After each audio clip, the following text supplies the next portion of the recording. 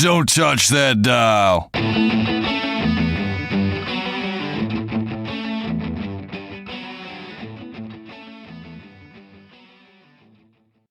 Welcome back to the Behind the Bits podcast. This is episode 6 with Charlie Hester. She's from Danville, Illinois, and is known as a Dirty Ray of Sunshine, a musical comic that is doing great things and is a great interview. I hope you enjoy.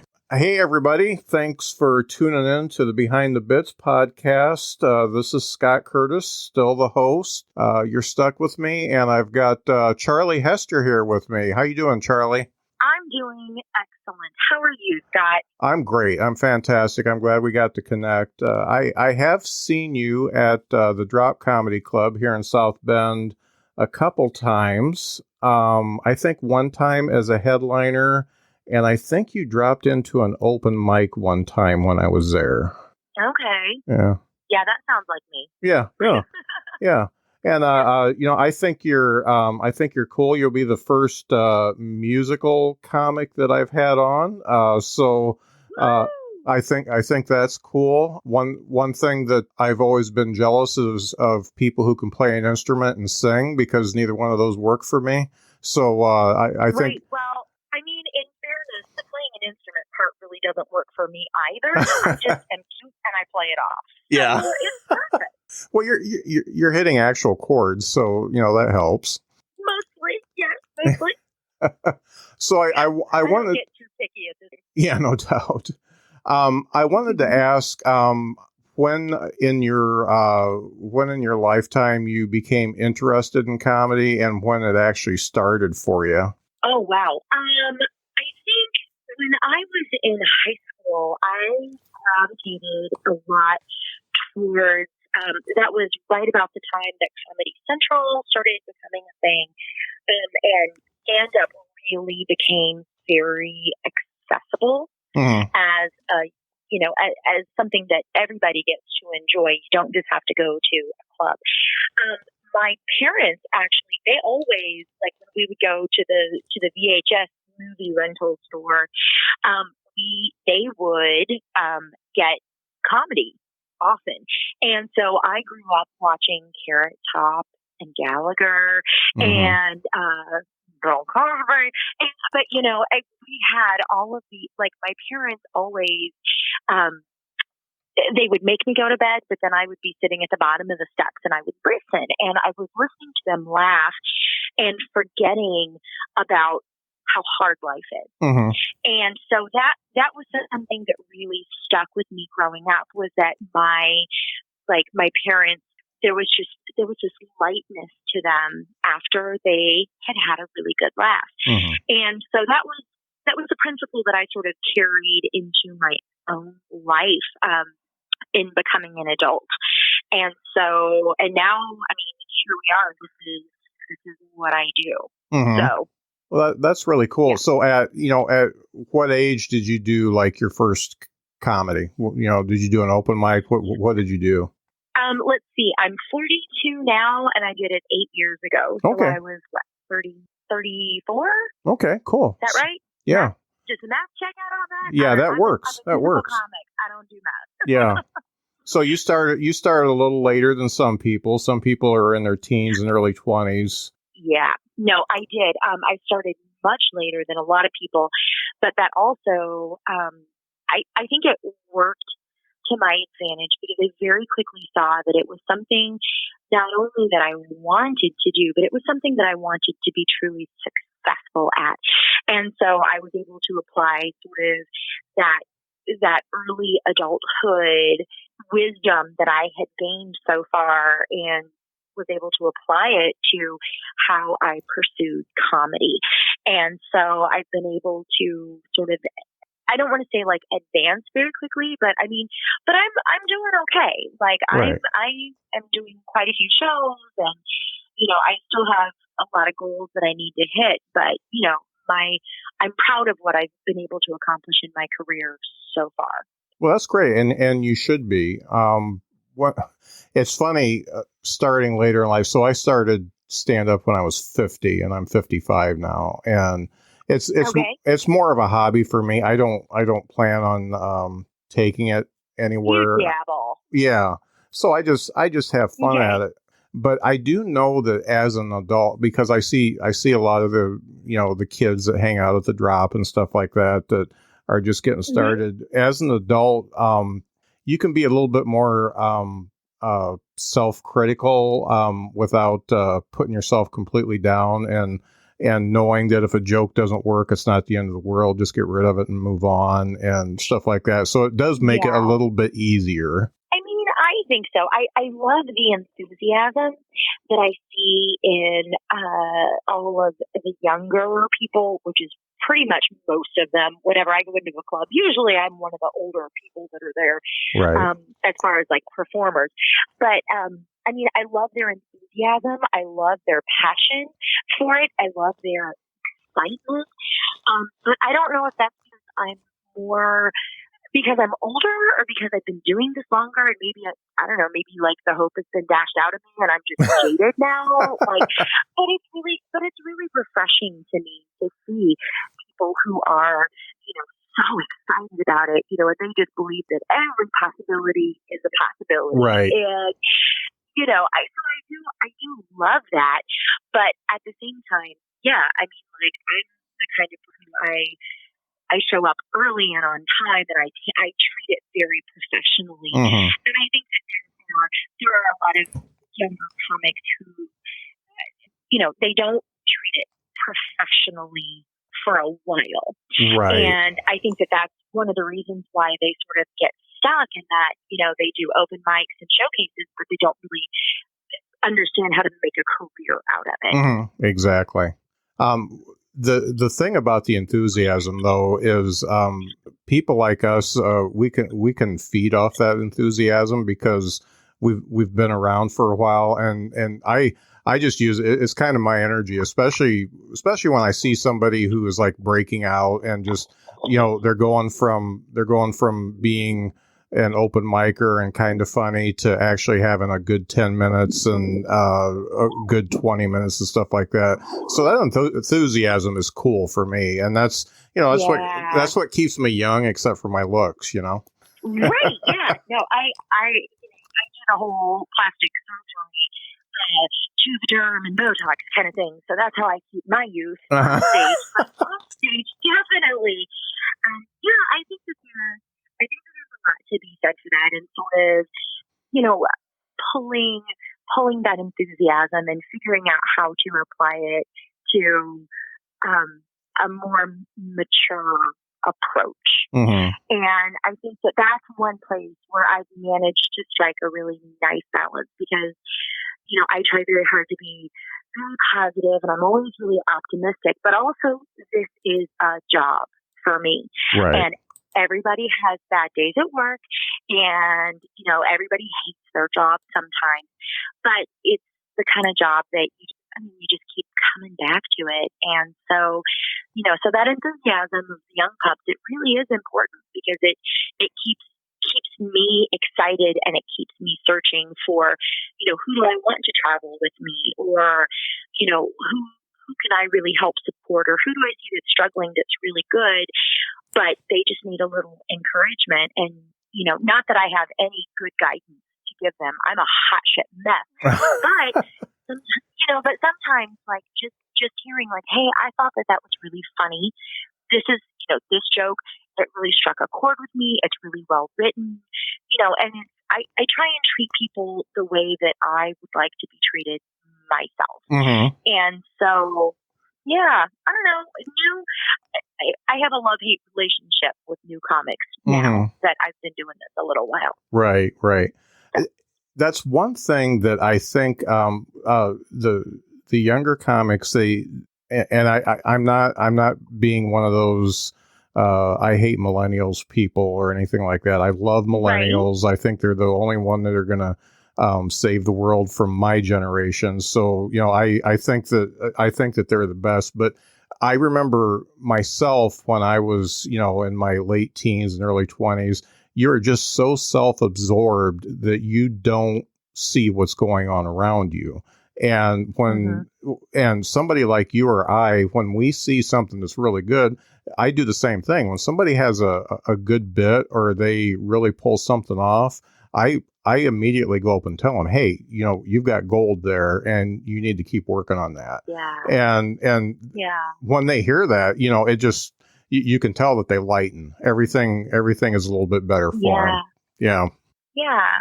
I agree. And I think that it's a lot of those moments that matter in comedy. I mean, they matter more than having a good set every freaking time. Because honestly, I've learned way more about comedy by having bad sets than I ever have having good sets. Mm-hmm. And so, but on the nights of those bad sets, hearing somebody say, yeah, maybe this part wasn't so great, but this part was nailed it, or, that really resonated with me. And yeah, it's moments like that that just keep you going. Right. So. And it's so funny in sets and bits that if you can take a bit that totally bombs and change 2 words, and all of a sudden it's the best thing ever. So that's I had an experience with that. There's a song that I sing that's called "Sometimes I Fart During Sex." It's sort of like my crown jewel. Yeah. And I've been singing it for probably, I don't know, 5-6 months, and I just this song just can't get any better. And a buddy of mine, Keith Bergman, he came up to me after a show one night, and he was like, he's like, I'm not telling you how to write your song. He said, but if you changed one word, I bet you'd get a bigger laugh. And I'm like, really? What's that? And so he told me, and the next time I tried it and I recorded it, and then I sent him the recording, and I was just like, motherfucker, you were right. And but you have to be open to a little bit of guidance, but at the same time, not everybody is going to give you good advice. And so there's this really interesting level of how much do you listen to people and how much do you ignore them and do what makes you happy. Right. And that's something that you can only learn with time and experience on stage. And because I've had a lot of people give some real shitty advice. And then there are people like Stuart Huff who have revolutionized how I approach comedy and even how I live as a human. So, it's, I don't know, it's comedy is so weird, God. It's so fucking weird. Comedy is definitely more like calculus than it is simple math, that's for sure. Yeah. It definitely is. And there's just a lot of equations, and you don't realize that you're trying to solve them until you're on stage and you're like, oh crap, I better figure this out right now. Right. And you're kind of in the echelon of Stuart Huff as far as other comics are concerned too. When I mention your name to other comics, they're like, oh, she's just the greatest. She helped me do this, and this. Yeah, they do. No, people like you. No, you're just building up my self-esteem. I'm already doing your podcast, guys. You don't have to butter me up anymore. No, really. People like you. I can't help it. Oh, well, that matters a lot, and that's really a lot, because there are, it's just like in real life. I mean, there are people who are just absolute crap, and then there are people who, they're pretty great, and then there are the people who, when they walk in the room, you can see the light just shining off of them. Yeah. And that truly is what I aspire to be. And I'm not going to say that I am, but that's what I work towards. Right. And a lot of that has been Stuart Huff's influence with how I want to be perceived in comedy, because I would love to, wow. You got me not knowing what to say here, Scott. Yeah. Holy crap. Well, having the respect of your peers in comedy is like one of those things that is the best thing ever, because there's a lot of great comics out there. There's a lot of people that make people laugh, and they don't have the respect of their peers, but there's a lot of them out there that just people love. I mean, I'll bring up like Gary Shandling, he was like a guru, and he helped so many people with their with their acts, with getting on TV, all kinds of stuff, and he did it very selflessly. Right. Yeah. And, the thing that I try and remember is that I have to accept generousness and help from others now until I get to the point where I can be the generous person and pay all of that forward. Right. Right. And, and so that truly is like, I don't want to be successful in comedy because I need to be famous. I want to be there because I want to have that kind of influence in the world so that I can help others. Right. And I can help them achieve their own best life, which I know that that's completely overplayed and everybody, but truly, like I know how happy comedy makes me. And I know that with every opportunity, I'm so grateful and I'm so thankful for the people who believed in me and gave me that shot. Mm-hmm. And, and I want to be that person for others. And so, right now I can only do small things like, hey, come feature for me or, let's do a run or whatever. But yeah, hopefully I'll get there. Right. Right. We'll see how this train keeps chugging along. Right. So, tell me about the first time you headlined. What was that like? It was actually at the Drop. All right. Yeah, that was my very first headlining weekend. It was so funny because my friend Heather, a law friend now, one of the owners, she saw me perform. She saw me do. I was at it's the whiskey place that's in South Bend. Yeah, Indiana whiskey. Yes, Indiana whiskey. Yeah. She saw me perform there, and she was like, "You have to come to the Drop." And she had just started hanging out there. And anyway, so she got a hold of the owner at the time, and she was like, "Yeah, you need to book Charlie." And so he did on that condition, and he's like, "All right, just you let me know what weekend works for you." And I'm like, so I gave him dates, and then I'm like, holy crap, I'm headlining for the first time. And then I said, by the way, who's free? And he goes, whoever you want. And I was like, oh crap, I didn't know this was part of the process. And which is dumb because I did, but it felt so stupid because I was so excited about headlining. I completely overlooked that like now I have to bring somebody with me who's going to set me up. And so that really added an additional level of pressure for me. But it worked. And it was, that weekend was rough, but I did it. Mm-hmm. And that was my first like club headlining. Like I'd headlined like showcases and stuff like that before. And I'd done an hour a few times, but not nearly enough to be as comfortable with it as what I am now. Mm-hmm. But there again, I mean, it's one of those things where you have to do it in order to get comfortable with it. Normal things don't feel normal until you've done them enough. And now, when people are like, "Oh, you get 20 minutes," I'm like, "Oh, it's not all like, and it's just because and it's not because I am trying to be selfish and, want that time for me, but I kind of do because I have fun. I love this job. Mm-hmm. So, yeah.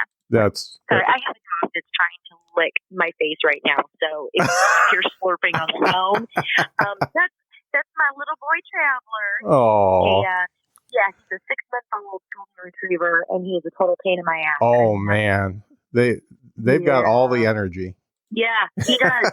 And I have been gone for the last 3 days, and so he has not seen me, and so he is now sitting on top of me as I'm laying on my bed and staring. He's like literally 3 inches away from my face, just staring at me. Like, "Hi, I love you." Are you done yet? No. Are you done yet, Mom? Yeah. That's great. Not like I haven't been petting him this entire conversation so far. Uh-huh. I wanted to ask you something that I haven't asked anybody yet, because I haven't seen a website as nice as yours for any comic that I've talked to yet. So obviously to get yourself out there and make a good impression, having a good website definitely helps. And yours is like put together by Hollywood or something. All your. Oh my God, I did it myself. You did? I did. I worked really hard on that website. Holy cow! Well, it's Yeah, thank you. definitely stunning. I mean, the colors you picked and all that kind of stuff. I work in the tech world, and I just pulled that up, and I'm like, yep, I know whose website this is, and I know what she's all about. I can click around very easily, and Yeah. The it's only very thing that's nice. not updated right now is my schedule, and I've been real lax about that. But also, we've had some family stuff going on, and we've been my son has been going through a transition with his mental health, Hmm. and so I haven't really been booking all that much recently. But things are starting to pick back up now as Hmm. he's getting healthier, and so yeah, so that I will have it updated by the time this podcast airs. Yeah. Just please tell me when. You've got a couple weeks, so I'm banking Mhm. episodes right now. So if I have a down week, I can put one up. So, but Perfect. yeah, Perfect. yeah. So you've got a little time. No, Okay. it's a great website. So how did you come up with the tagline of "Dirty Ray of Sunshine"? Somebody actually called me that. Oh, cool. They, yeah, I had made a comment. Well, Justin Tuttle, who is a comic that's in Champaign, Urbana, he was on a show with me one time, and he got up after I had done my set. And he was like, "Let's hear it for that trashy Trisha Yearwood," and I thought it was so funny. It's just that just like resonated with me because my music is a little country because country only requires 3 chords. Yeah. And so my music tends to lend itself to that sort of feel. But when I was talking to another comic, and I honestly, I don't remember who it was, or I would give them all the credit in the world. But I was talking to another comic after a show about it, and it wasn't even a comic I knew very well. And I said, "Yeah, I've been called Trashy Trisha Yearwood." And this guy said, "Nah, you're really more like a dirty ray of sunshine." And it, like, immediately in my head, like, the wheels started turning. And it was shortly after that that I started wearing only yellow on stage. Mm-hmm. If I'm headlining or featuring, I always wear a yellow dress. And it's in a lot of places too. Like, I do. But that's for a couple reasons. First off, the color yellow makes me happy, and it makes people happy when they see it. Mm-hmm. And you don't see many blonde women wearing a bright yellow dress. Right. Second of all, it encourages people to be able to find me after a show and talk to me. Mm-hmm. That is something that is really important with me, is connecting with an audience, because I'm there to network with comedians as well. Mm-hmm. But my goal is to constantly increase my fan base and to build fans for life. And so my visibility needs to be such that people in a crowded room, they can spot me easily and make their way to me. Mm-hmm. And I don't blend in, and that is very specific. And and the fact is, I have a trash whore mouth, and yet I'm doing the Great Girl Drive and like raising products for women's shelters. So yeah, I really am like I'm a sweet ray of sunshine, but also like dirty as hell, and my mom won't watch me do comedy. So it fits. It just fits all around. Yeah, well, it's absolutely perfect. What you say about people coming up and talking to you after a show, it is so true, and it's very basic sales is what it is. Is if you make somebody feel good when they leave your show, they're going to go out and tell 10 people, you've got to go see Charlie Hester. And then you just build on that, and you make more fans and more fans. It's very simple. Be nice and be available for them, and it works every time. Yeah, and I think that one thing that a lot of new comics stage time is very fun. It's amazing to get laughs, but I think that people underestimate the amount of marketing that goes into what I do, and constantly, like when I'm getting ready to post something on Facebook, even just on my personal page, I'm like, okay, is this on brand for me?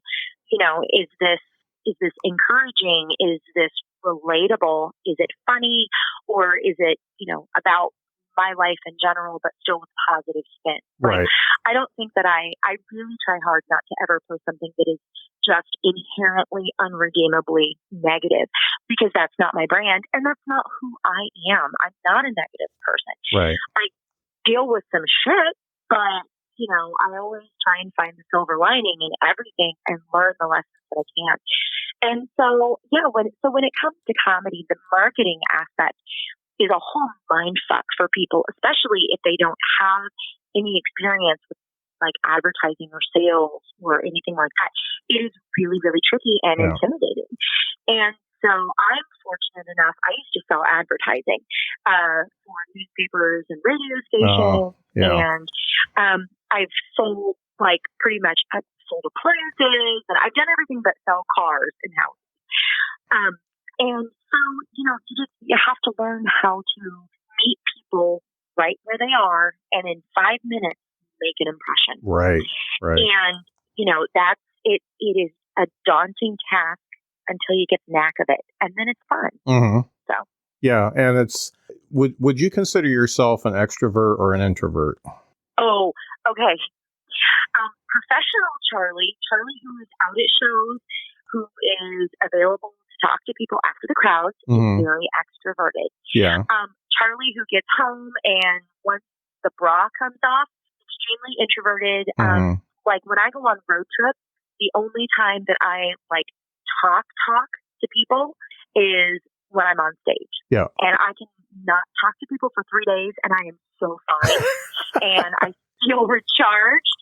And I will go to Walmart in the middle of the night because I don't want to deal with people. I am introverted. Yeah. So But right now, what we're doing right now, this is one of those things where, I can't be like that. And so, but this is work. And so at work, I'm extroverted because that's what I got to do to get the job done. And I think, but no, seriously. Go ahead. Oh, I was just going to say one of the reasons that, one of the for me reasons that I would really love to become a big, huge, successful comedian that is recognized everywhere is so I can go to Walmart in my pajamas and messy hair and no bra, and people are just going to think that I'm there incognito, and not because I'm lazy. So I'm ready for that. That's great. Part of it is for me. Yeah, that's great. What I was going to say is, I think most of the comics that I know and I talk to, that we're all introverts, but we take that energy that you have to build up and do the comedy and talk to the people and do the stupid social media stuff. It's just it takes an enormous amount of energy to do that type of stuff for an introvert, but I guess we just do it. And that's what you have to do to get anywhere. Yeah. Well, and thank goodness for social media venues like Facebook, where I can still be connected, but I don't have to say shit to people in real life. Right. And so, there are days when literally on Facebook, that's truly the only interaction that I'm getting. I mean, besides with the people who live in my house, my family. But yeah, I don't actively speak out. I'm not hey, let's go out for coffee. I'm not that girl. Yeah. I am. We will go for 3 months and not talk, and then you will force me out of my house, and then I will see you and we'll catch up, and then it'll be another 3 months. That's just how I operate. Yeah. But thankfully, I have a nice group of friends who they all understand that. Mm-hmm. So. And that's it's.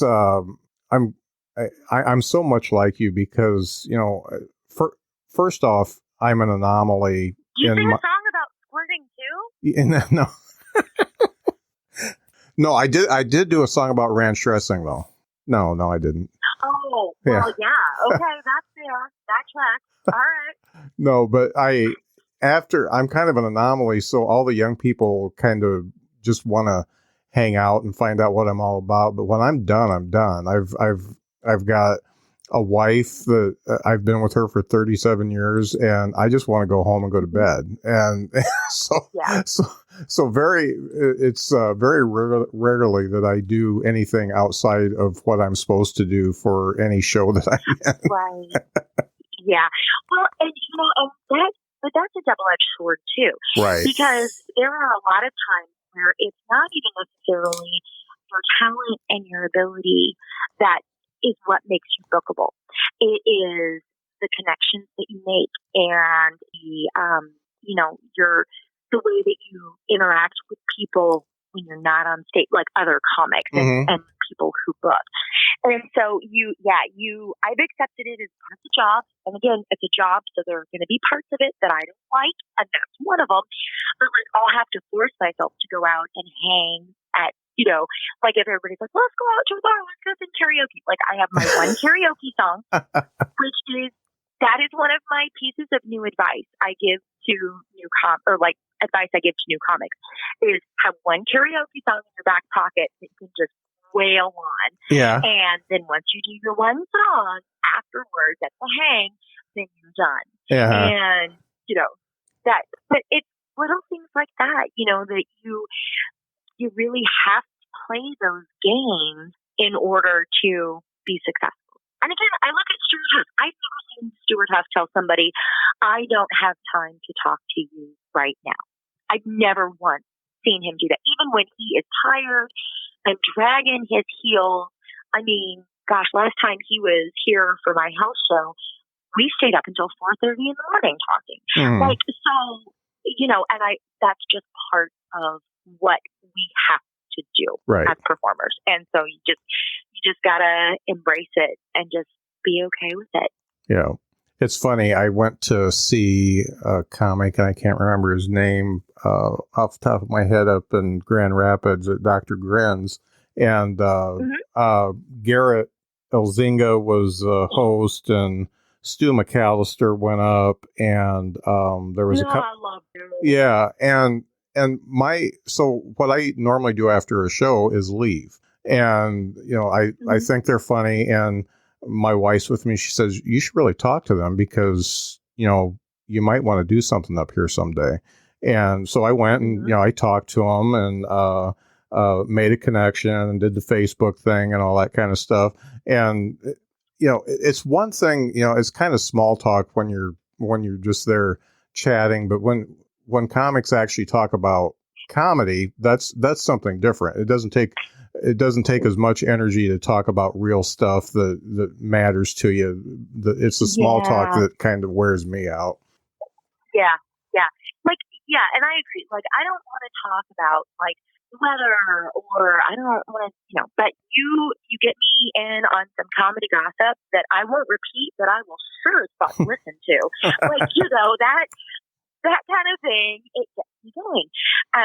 For a while, I had stopped doing my house show for a while, and I just missed it because that was one of the things I realized I was missing, because I live in an area where there are no other comics. Like, there's only one in town, and he's not going out all that much. And so it's like there's very few of us here. And so I missed it. I missed that, having that camaraderie after the show, and getting the skinny, and listening to all the shit that people talk about, about other comics. I don't know. It's kind of like me watching Real Housewives. Like, I don't watch that show, but like I understand why people do, because it's like their guilty pleasure, and that comedy gossip is kind of like that with me. Like, I'm just like, He did what? Yeah. Yeah, exactly. I'll never look at them the same way again, but yet I do. It's hilarious because, the comics, we love the drama. Yeah, so. Yeah, they do. I've seen a little bit of that myself. That's funny. One of the things I wanted to ask you is,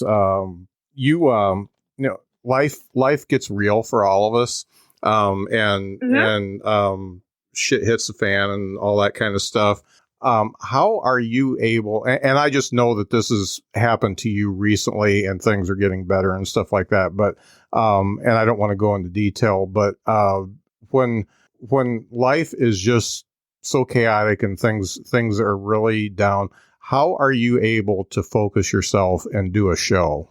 Oh, well, that part is actually the easiest part, because it allows me to take my brain out of everything that I'm doing, and all I am focused on are the faces that I can see until the light makes them so I can't see who's in the back. Mm-hmm. That part genuinely, that is my escape. And there have been times when I've been at my most broken, and in fact, I remember I did a show at a Barrel of Laughs in outside of Dayton, Ohio. I think it's in Springboro. Mm-hmm. And it was like 4 days after we had to put my dog down, and my dog was like my everything. Like, I love that dog. Yeah. And but that first moment, I was like, okay, I am gonna give everything that I am to this audience, and that includes like all of that emotion that I'm feeling. But I'm gonna redirect it, and it's not gonna be sadness. It's gonna be excitement for them, and compassion. And I'm truly going to transfer my energy to them, but in a positive way. And so that's really a lot of what I do. And yeah, there have been many times when there's been a show that's come along right when my shit has hit the fan, and but those shows have been the ones that have in fact saved me, because I can get out of my own head. And Right. I'm very optimistic. Like, I want to believe that the best outcome is always possible. And if you find out that the best outcome isn't what you're going to get, well, then how do we make the best out of the outcome that we're getting? And that's really where I keep all of my mental energy, is always searching for the lessons and the goodness. Well, that's great. I tend to also I smoke weed. I don't know if that matters, but that helps. I think that helps. Yeah, it does. I can say that now because weed is legal in Illinois. Yeah. So I'm fine with that. Yeah, Indiana's like a weed lock state instead of a landlocked state. Yes, you are. And I don't enjoy doing shows in Indiana at this time, but Illinois, Michigan, I got you. Yeah, no doubt. It's I mean, we just started selling alcohol on Sundays last year, so it's going to take a while. Ooh, you guys are big time now. Yeah. We're closer to Alabama than we are any of the states by us. I love Alabama. I have never had a bad show in Alabama. Isn't that crazy? Yeah. My son lives in Huntsville. My son lives in Huntsville, and I love going there. I mean, it's Huntsville is a really cool town. Yeah, if you ever have the chance to do comedy in Huntsville, I highly recommend it. I just got back. I went there over Christmas break, and did 2 shows while I was down there, and they were amazing. Yeah. And they rejuvenated me so much. Yeah, it seems like a really nice scene. I did do an open mic when I was down there visiting one time, and just talk to a few of the comics there. The bar that they had the open mic in closed like a month afterwards, but it was over by the that middle school where they have all the breweries. It was over in that area. They've got Yellowhammer and whatever the other ones are. I've drank. I don't know. I don't really drink. Yeah, I do. So it's okay, cool. It's good beer. So. But I did that open mic, and then I started following the scene, and it looks like there's really a lot of people really working it there. So that's great. Yeah. My friend Jesse Pollard just opened a new comedy club there. And so I got to go down and do a show called, and it goes a little something like this. And we did, it was sort of like a storyteller show. We had to write a bullshit story about a song that we would then perform a few minutes later with a live band. And so I did Zombie by the Cranberries. Oh, cool. And and I wrote this really amazing like lesbian love story, and it was so much fun.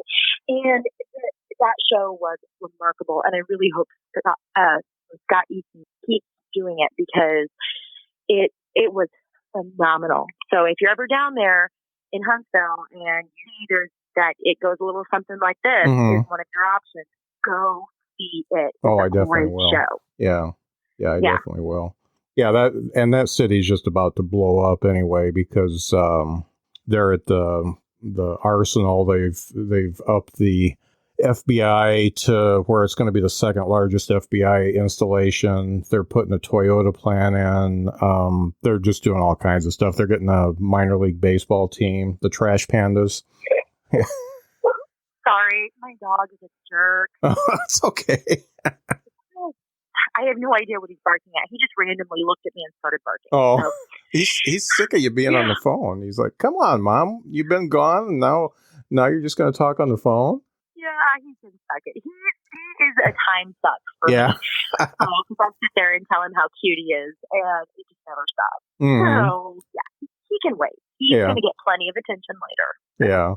But when you were before you came a comic and now, who are the comics that really inspire you, and you just you think that they embody what you want as a comic? H. John Benjamin and Maria Bamford. Okay.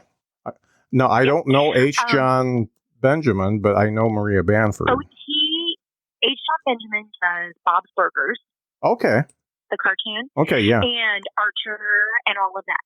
I actually, growing up, we talked about how Comedy Central was just happening right as I was in my formative teen years. And I had a friend of mine, he had an apartment and he had cable, and we would sneak into his apartment while he was at work, and we would watch the animation block on Comedy Central. And one of the shows on there was Dr. Katz, professional therapist. And that's actually how I started doing comedy. I loved that show. I own like the box sets. Like I've always been a huge Dr. Katz, H. John Benjamin fan, Jonathan Katz. And I saw on YouTube that Jonathan Katz had started a new cartoon on YouTube called Explosion Bus. And so I immediately sent them a message. I'm like, hey, I'm loving this. You know, I'm a huge Dr. Katz fan. Excited to see John Katz is still doing stuff. And I wound up getting a spinoff of that show. Oh. And and everybody that had a spinoff, there was 4 of us, but like most of them were all stand-up comics. And so my friend Ian Abramson, who is he's now in LA and he's like a big fat deal. But anyway, he really encouraged me he's like, just go try stand up. I think you'd be really good at it. And bless him, he indulged all of my first sets, like, hey, this is what I did. Look at it. And his response was always, okay, you're growing. Keep writing. Keep writing. Which is code for, oh my God, that was painful. Please stop sending me these videos. But because of Ian's encouragement in the very beginning, I didn't give up. And because I started doing just straight stand up, and it just wasn't for me. But once I started doing music, then he was like, oh, I think you're onto something here. And, and he was right. So, yeah. So, That's but anyway, great. so Jonathan Katz, who was the voice of Dr. Katz, like, if I would not have been given that opportunity, I don't think I would be doing stand-up comedy. And I can't imagine how tragic my life would feel without it. Right. Like, now that I've been doing it, there's no other option for me. Like, this is it. I am ready to put a ring on it. Like, this is all I'm doing. So it really is the best. When you can make people laugh, it's just the best. It's not. You can't put a dollar sign on it, even though you want to get paid. It's just the best. And you said something. You said something in that is very important. In that you approached somebody that you didn't really know, and you followed through with it, and something happened for you because. A lot of folks are scared. Yeah, a lot of folks are scared to do that. They think they're not good enough. They think that the person's not going to like them.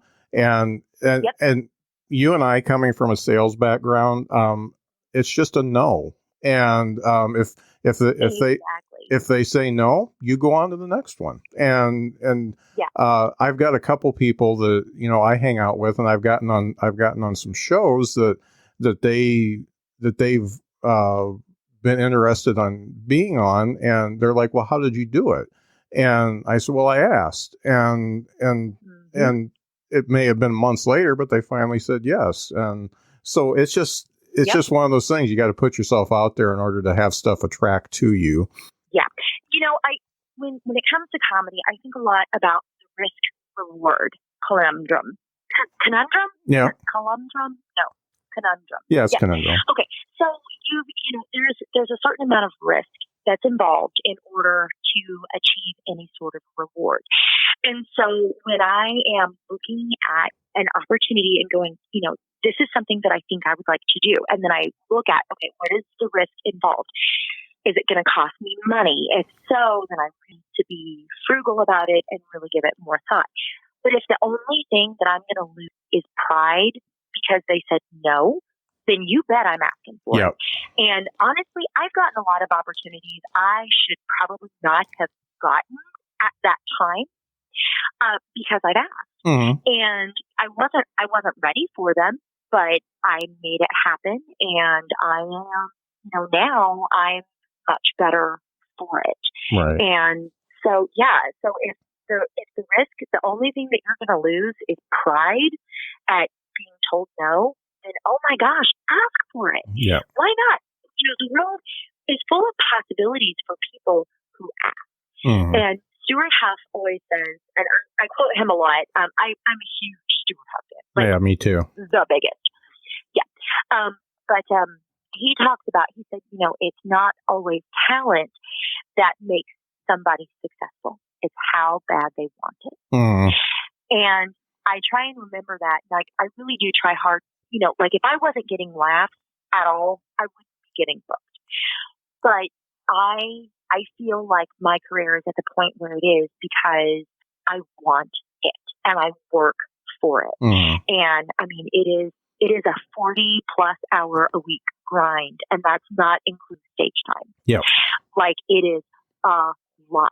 Yeah. But god damn, what a great job it is. Mm. So anyway. Yeah, that's one of the things that Stuart mentioned in his interview, that one of the things he likes most about comedy is he hasn't had to punch a time clock for 20 some years. So that's good. Yep. Yeah. So, and one of the things that, it's something that I do, and Stuart knows about it. He's seen my board. I have a huge vision goal board at my house. It's like 8 feet big. Wow. And it's covered with, it's a lot. It's real intense because I am like Leslie Knope on Parks and Rec. But anyway, but on my daily to-do list, one of the things that I do, and it is because of Stuart, and I call it the Stuart Huff principle. But I try every day to write an encouraging letter to a comedian somewhere and really try and tell them again the things that I know I would like to read if somebody has sent me a letter out of the blue. And but just encouraging people, because this business, it is a lot and it is hard and it doesn't always make sense. And it gets very discouraging. And so, we need those bright, happy moments where you feel like somebody is seeing you and that you have value. Mm-hmm. And so, and I know that's the way that anytime that I talk with Stuart, that's how he makes me feel. And so that's what I've aspired to do that. And so I've written over 500 letters over the last 3.5 years since I started doing it, to other comics, just encouraging them and hoping that they feel like what they do matters, because it does. In the grand scope of things, making this world laugh, bringing joy to people, making them forget where they're at in their own lives and just be free for a moment, is the most important job to have. Right. And I don't take it lightly. And so for people I see who are really, really hustling out there, I want to encourage that and foster that and, make them a part of this big team that we're all on.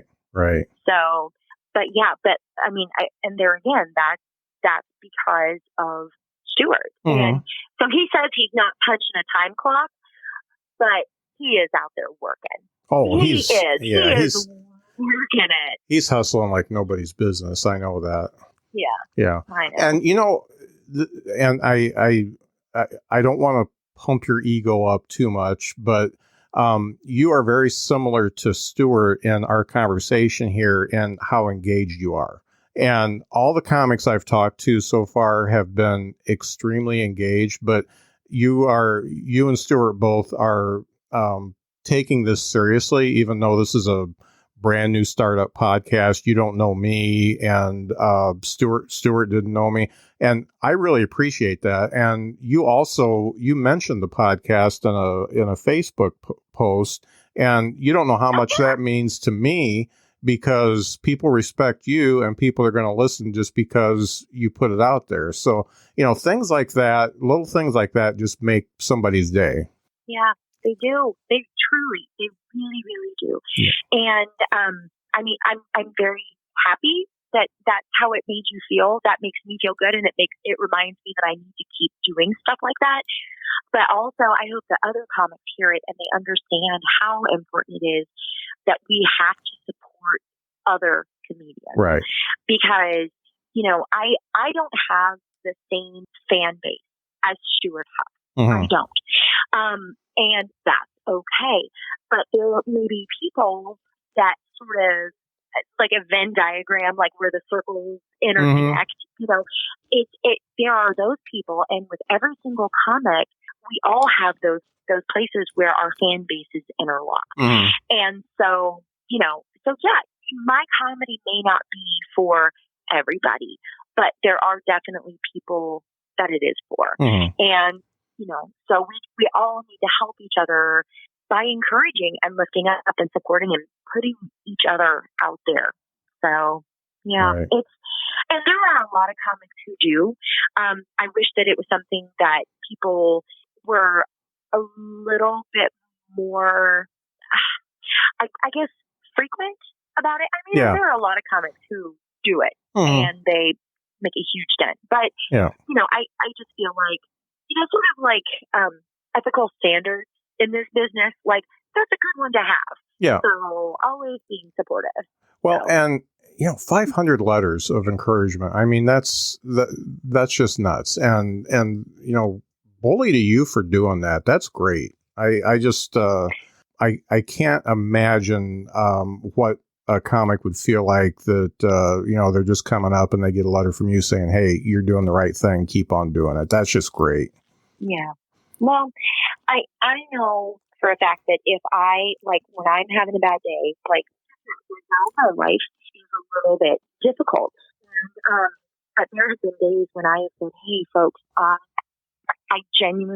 just need a word of encouragement." Mm-hmm. And it's funny because a lot of the comics who have gotten my letters, they are so quick to respond and be like, "Hey, I saw that you needed this. I'm going to pay it back right now." And so, truly, it's not something that, I do it for them and for the greater good, but it benefits me too in the long run. And so, but it's all about building a really, really great work network. Mm-hmm. And you gotta do it. You gotta do it. And it sucks a lot. Yeah. You got to get out there and make those connections and keep those connections alive and thriving. And all of a sudden, then you find yourself traveling all over the country in your Prius, peeing in a cup in your car because you're so busy and don't have time to waste to pull over. And you start getting a dent in what your dreams are. Yeah. And that's where I'm at. Well, that's it's just definitely karmic. It's, what you put out there is what you're going to get back. And I was a pretty angry guy for a long time, and I put out a lot of anger, and that's what I got back. And, you look at yourself, I was about to turn 50 and I looked at myself and I didn't like what I saw, and I decided to change that. And not a lot of people at that age will do that. And because they say, well, this is what I am. And, by doing that, I I made my life better, 100-fold. My relationships with family, my wife, friends, and all that kind of stuff just did a complete 180. Everything was better. Yeah. And that's the thing. I mean, I think when we start focusing on the positivity, then your life just starts reflecting that. Mm-hmm. And, I mean, I know that there's like that book, The Secret, that's out there. Yeah. But there is really something to it. And, when you are constantly searching for things that are wrong, you're going to find them. But when you're constantly searching for things that are right, all of a sudden you're finding those and life feels a heck of a lot more bearable. Yeah. And so that's how I choose to live my life. Yeah. Well, that's great. So if you were to give a brand new comic 2 pieces of advice, what would you give them? I just gave one of these last night at Go Bananas. Okay. Good. First of all, this is something that I really wish that I had done day one. I encourage new comics to get a notebook, and for every single show that they do from the very beginning, get a copy of the set list, like just take a picture of it, Mm-hmm. and then when you get home, write down the name of every comic that you worked with on that show, the venue, and then write down one joke that they told that really, like, you thought was really funny. Because later on, and then do that for every single show, because later on, when you are asking for time or asking to be on somebody's show, you can then say, hey, I worked with you on, last May at this place. You told that joke about ... It's so funny. I'd really like to come and perform at your place. That's great. That's great advice. Yep. I don't do it, but it's great advice, isn't it? So I'm a little too far in the game to start that shit now. Yeah. But I wish I had. Yeah. Well, it makes total sense. Yeah. So the other thing I think that I would probably, okay, this one is a point of contention. And this is something that I love my fellow work buddies, and I do. If you, as a new comic, if you have a question about comedy that you would like to be answered seriously, then don't put it in a comedy group on Facebook as a public post. Send someone a personal message. Send 5 people a personal message. Because if you put it on like the comedian group for like Indianapolis or whatever, like we're all smartasses, and we're not always nice to new comics, right? Especially when they ask questions that we've read a million times. I'm just as guilty of that. I'm not always the most patient person, and I'm just like, oh, this old chestnut. But yeah, so if you want actual like quality advice, then find 5 comics, send them all, like copy and paste, same message, and see what each of them say. Don't put it in that, because sometimes I feel like probably as comedians, we probably scare new people out of ever doing comedy again because we're all so shitty on some of those group messages. We're funny, but we're not nice. Yeah. And so, and I think that's, because if somebody asks me personally what I think about a particular topic, then I will give them a very honest and heartfelt answer. If I see that everybody's cracking jokes, then I want to get in there because I don't know how to punch out and I want to make a joke. And so then I'm not answering the question. I'm just working. I'm just running bits. And you're not going to get any advice that's usable. So, yeah. So I think that would probably be my other bit of advice. Okay. I don't know.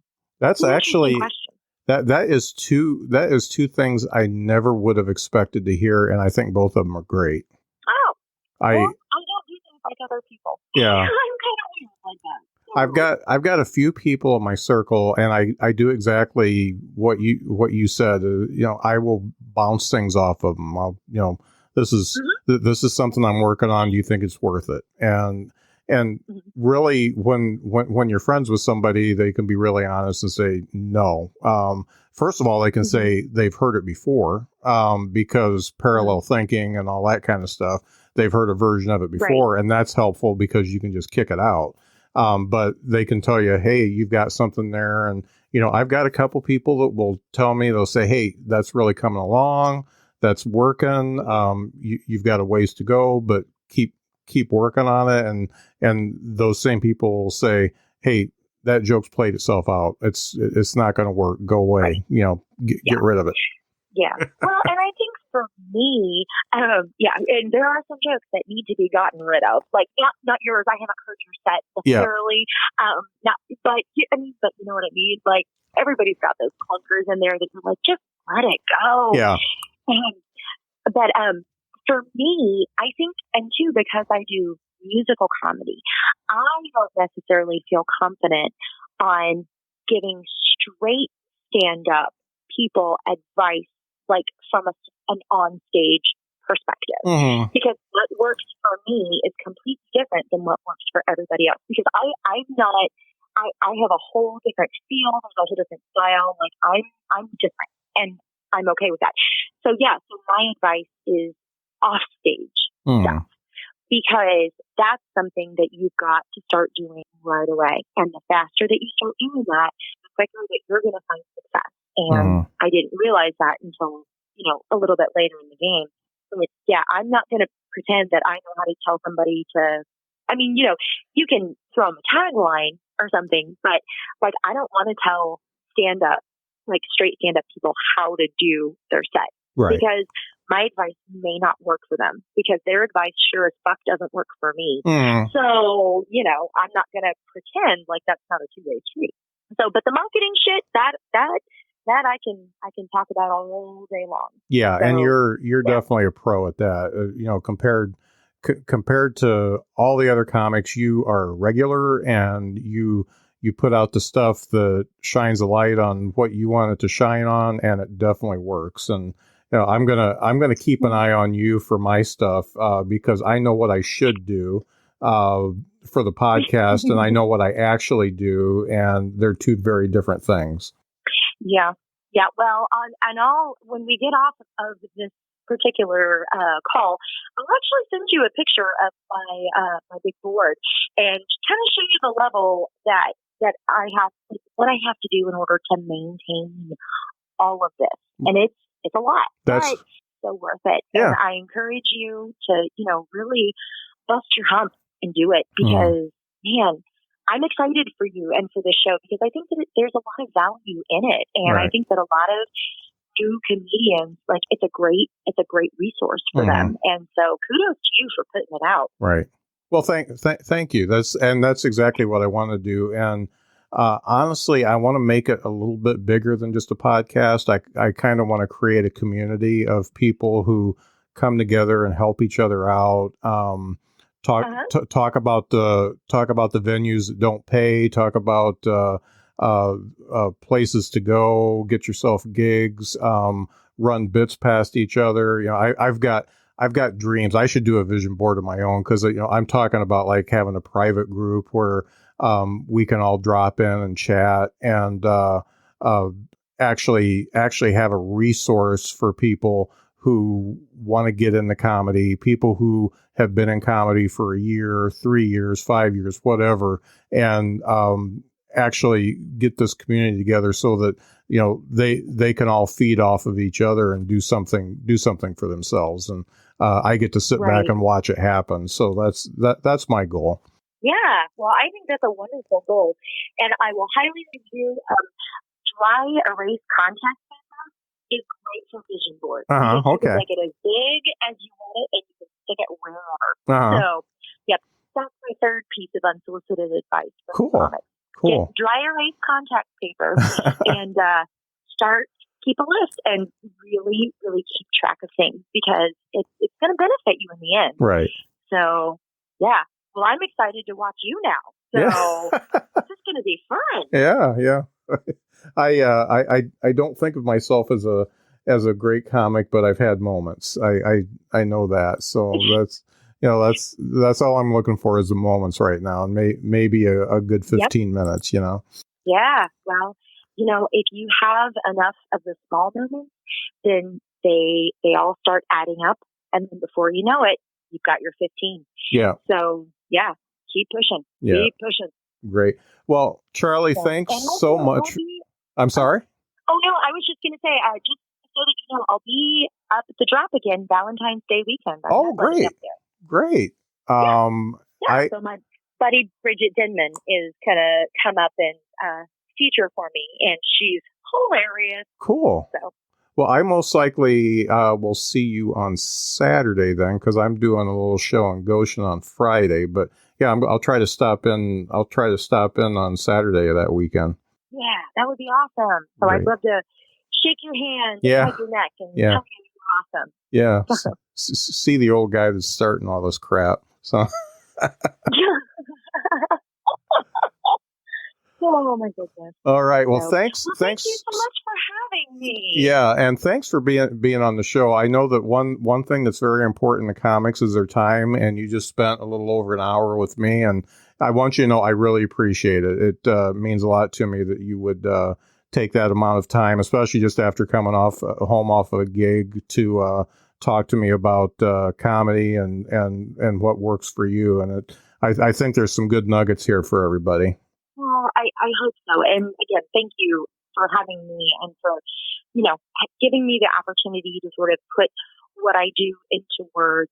And, it just kind of helps normalize what we do for a living. Right. And it's nice. It's nice to feel this. So thank you. You've helped me. So. Well, great. All right. Well, we hope that you have a wonderful rest of your evening. Yeah, you too.